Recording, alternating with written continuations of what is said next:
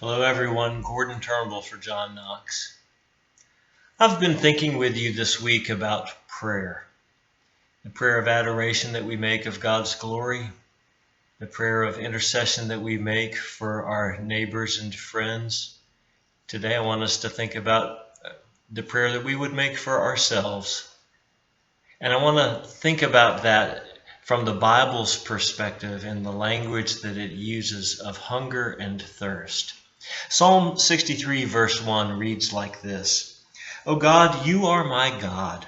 I seek you. My soul thirsts for you. My flesh faints for you, as in a dry and weary land where there is no water. My soul thirsts for you. That's the feeling that we have of life without a vital connection with God.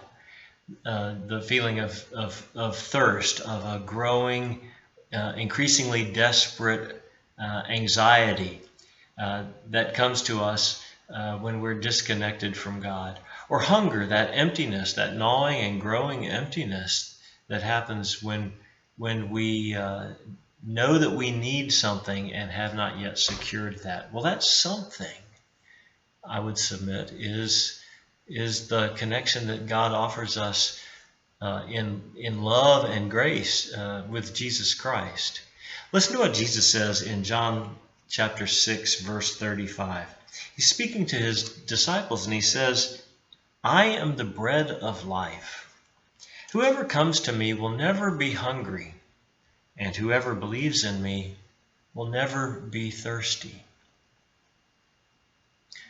What a promise that is, that we would be perfectly satisfied within by the relationship that God offers us and creates for us in Jesus Christ. I wonder if these days, whether hunger and thirst, rather anxiety, desperation, boredom, spiritual restlessness, are those part of what you're experiencing?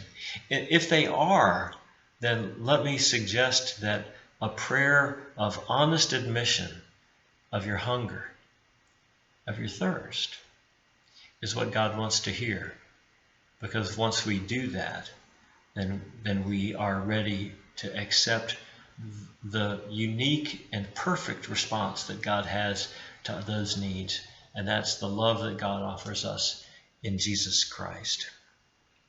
If your day does not have those needs in it today, then hold on to the message and think about it for a day when you need to know and be reminded. And if it doesn't have those needs, if you're perfectly satisfied right now because of God's abundant grace to you, well, then maybe you can extend a word of encouragement to someone who is hungry, is thirsty, and doesn't know where the satisfaction will come from. So let's all be agents of God's love and grace today, willing to receive from God the answer to our deepest needs and to extend the same sort of grace and love to others as together we seek to live through this day and each of the days in this season. God bless you. Have a wonderful day and go in God's grace.